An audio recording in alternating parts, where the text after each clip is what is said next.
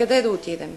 И защо? Защото някой иска икономически да печели много пари, а нас да ни остави без земя, без средства и без къщи дори, според нас.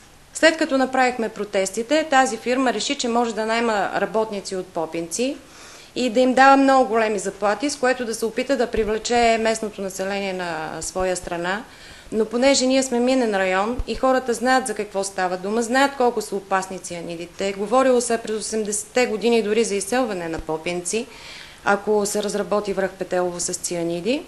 Така че не повярвахме на тяхните сладки обещания и се борихме до край с фирмата.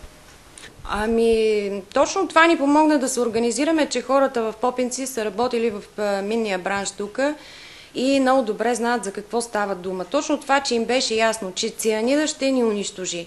Точно това ни държеше постоянно заедно и на щрек.